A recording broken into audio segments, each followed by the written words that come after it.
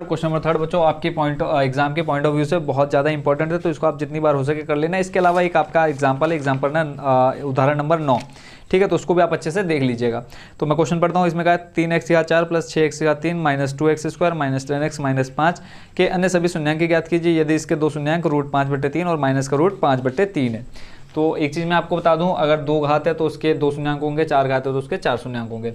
तो यहाँ देखो 2 शून्यांक आपको दे रखे हैं, तो पहले हम मान लेते हैं, माना देखो 2 शून्यांक दे रखे हैं और 2 निकालने हैं ना, तो दिया है, यहाँ पे लिख लेते हैं हम, दिया है 2 शून्यांक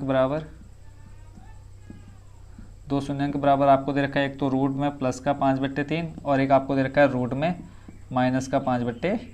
ठीक है, ये 2 शून्यांक आपको क्वेश्चन में दे रखे हैं।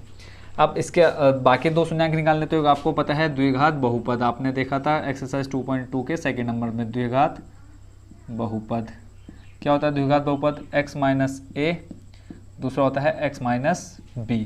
ठीक है, तो इसको हम ले लेते हैं a और इसको ले लेते हैं b। ठीक है, पूरे डिटेल में जाऊंगा तो थोड़ा कन्फ्यूजन जरूर हो जाएगी, तो इसलिए हम क्या कर लेते हैं, इसको डायरेक्ट a मान लेते हैं और इसको डायरेक्ट b मान लेते हैं, तो भी आपका सॉल्यूशन बिल्कुल सही आएगा।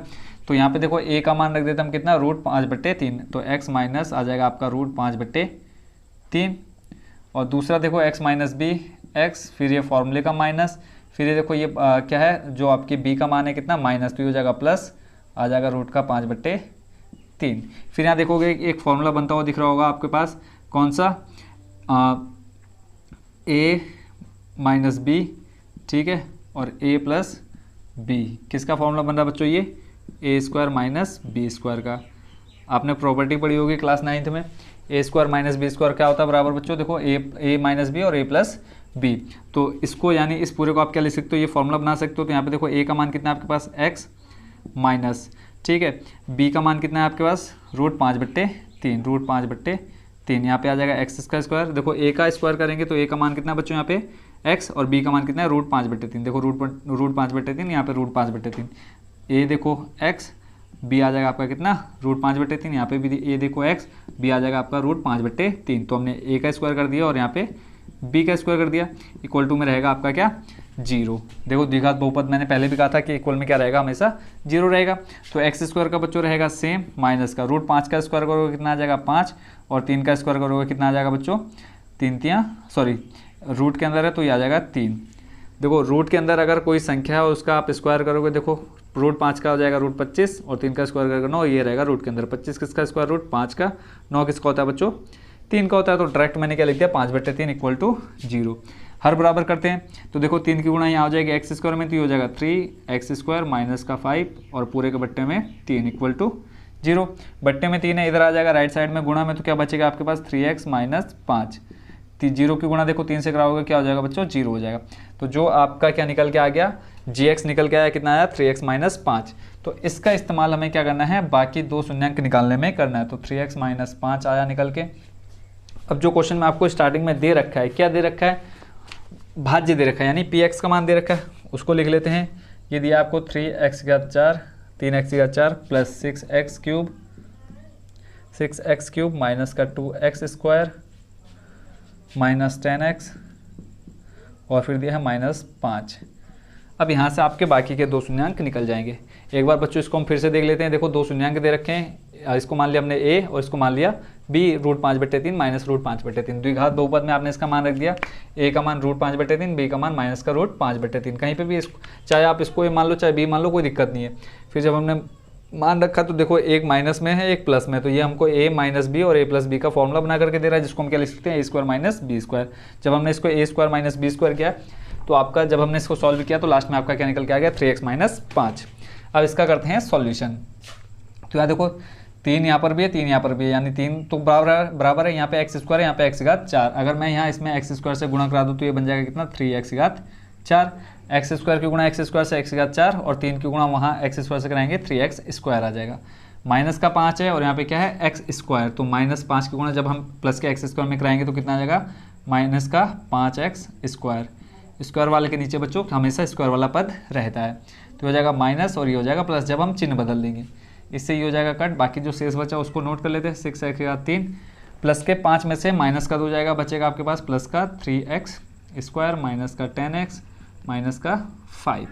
फिर यहाँ देखो x की घात 3 और यहाँ पे कितना है x की घात 2 और यहाँ पे देखो 6 है। तो यहाँ पे देख लेते हैं क्या चाहिए हमें, 3x स्क्वायर को हमें लाना है क्या 6x क्यूब बनाना है, मान लिया, यानी ए की जगह पे अभी हमें नहीं पता क्या आएगा। तो ए का मान निकालने के लिए हम क्या करेंगे बच्चों, 6x की घात 3 बटे में आ जाएगा 3x स्क्वायर, 3 दूनी 6, x स्क्वायर से यहाँ देखो 2 कट जाएंगे, क्या बचेगा, सिर्फ आपका x बचेगा। यानी इस 3x स्क्वायर में अगर मैं 2x से गुणा कराता हूँ तो क्या बन जाएगा, 6x क्यूब बन जाएगा। देखो 3 दूनी 6, x स्क्वायर गुणा x क्यूब, यानी यहाँ पे मैं लिख दूंगा प्लस का 2x, तो क्या बन जाएगा 6x क्यूब बन जाएगा। माइनस 5 की गुणा कराऊंगा 2x में तो ये बन जाएगा माइनस का 10x, तो ये आ जाएगा यहाँ पे माइनस का 10x। फिर से चिन्ह बदल देंगे, ये माइनस हो जाएगा, ये प्लस, ये कट हो जाएगा, ये माइनस, ये प्लस, ये भी कट, क्या बचा आपके पास 3x स्क्वायर माइनस का 5। जो रफ काम रहता है उसको आप ज़रूरी नहीं है करें, ठीक है, मैंने आपके समझ में आना चाहिए। तो यहाँ पे देखो 3x स्क्वायर यहाँ पे भी है, यहाँ पर भी है, तो यानी आप कितनी बार करोगे +1, अगर 3x स्क्वायर की गुणा 1 में कराओगे क्या बन जाएगा आपका बच्चों 3x स्क्वायर बन जाएगा। माइनस के 5 की गुणा 1 से कराओगे क्या बनेगा माइनस का 5, चिन्ह बदलोगे, ये माइनस, ये प्लस, ये खत्म, शेष फल आ गया 0। अभी आपका क्वेश्चन ये खत्म नहीं हुआ है। अब यहाँ पे देखो आपको क्या मिल गया, एक द्विघात मिल गया, द्विघात समीकरण मिल गया, क्या मिला है x स्क्वायर प्लस का 2x प्लस का 1 इक्वल टू 0। अब इसको सॉल्व करके आपको 2 और शून्यांक ज्ञात करने हैं। तो मैंने इसको आपको एक्सरसाइज 2.2 में जो फर्स्ट नंबर था उसमें आपने इस टाइप के क्वेश्चन किए थे। तो उसमें पहले स्टेप क्या था, एक्स स्क्वायर के साथ जो भी संख्या रहती है उसका गुणा कराना आपने किससे, अंतिम वाली संख्या से। तो यहाँ पे कुछ नहीं है तो हम क्या मान लेते हैं, 1 मान लेते हैं। देखो कोई फर्क नहीं पड़ेगा, एक्स स्क्वायर की गुणा 1 से कराओगे तो क्या रहेगा, एक्स स्क्वायर ही रहेगा। तो जब आप 1 की गुणा 1 से कराओगे कितना आ जाएगा 1, यानी गुणा करने पर आपका आना चाहिए 1। फिर आपका देखो यहाँ पे चिन्ह कौन सा है, प्लस, प्लस करने पे फिर बीच में पद आपने देखना है कितना है 2। पहला स्टेप आपने एक्स स्क्वायर के साथ जो पद रहेगा उसका और अंतिम वाले का गुणा कराना है, जितना भी आएगा उसको लिख लेना है। फिर दूसरा काम यहाँ पे आपने अंतिम पद से पहले चिन्ह देखना है, प्लस है या माइनस, वो आपने देख लेना है यहाँ पे कितना है। तीसरा स्टेप जो है बीच में कितनी संख्या, मतलब क्या संख्या दे रखी है आपको, तो 2 दे रखा है, 2 आपने लिख लिया। तो अब यहाँ पे आपका काम क्या है, ऐसी 2 संख्या या अंक ढूंढने हैं जिनका गुणा कराओ तो आए 1 और उनको आपस में जोड़ो तो कितना आ जाए 2 आ जाए। तो हमको पता है अगर मैं 1 गुणा 1 करूँगा तो 1 आएगा और 1 प्लस 1 को जोड़ूंगा कितना आ जाएगा 2 आ जाएगा। तो इस 1 प्लस 1 को कहाँ रखूँगा, इस बीच वाले 2 की जगह पर रखूँगा। आई होप बच्चों आपको ये समझ में आया होगा। तो यहाँ पे देखो एक्स स्क्वायर प्लस का इस 2 की जगह मैं क्या लिख सकता हूँ, 1 प्लस 1 ब्रैकेट के बाहर x plus 1 equal to 0। X गुणा करा दो अंदर, एक्स स्क्वायर देखो ये बन जाएगा x प्लस 1 इक्वल टू 0। 2 के जोड़े बना लो, यहाँ पे देखो x कॉमन है तो अंदर बचेगा आपके पास x प्लस 1। देखो एक x यहाँ से बाहर आ गया, क्या बचा यहाँ पे x, और यहाँ पे ये वाला x इधर आ गया, क्या बचा सिर्फ 1।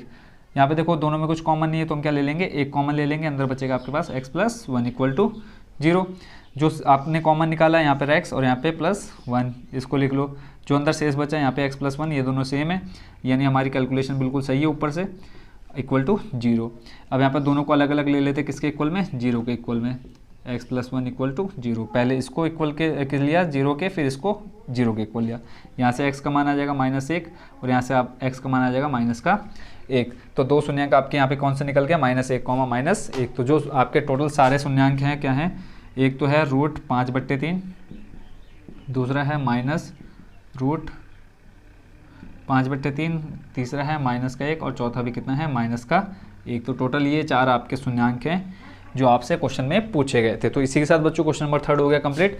इसलिए मैंने कहा था मोस्ट इंपॉर्टेंट है, देख लो आप इसकी कैलकुलेशन और इसमें कितनी चीज़ आपको निकालने के लिए आती है। ये क्वेश्चन आएगा तो सीधे सीधे 3 नंबर का आएगा और बहुत ईजी है बच्चों। देखो कहीं पे भी कंफ्यूजन हो जरूर बच्चों एक प्यारा सा कमेंट डाल देना कि सर ये वाला स्टेप हमको समझ में नहीं आया, तो मैं आपको और ईजी वे में इसका सॉल्यूशन देने की कोशिश करूँगा।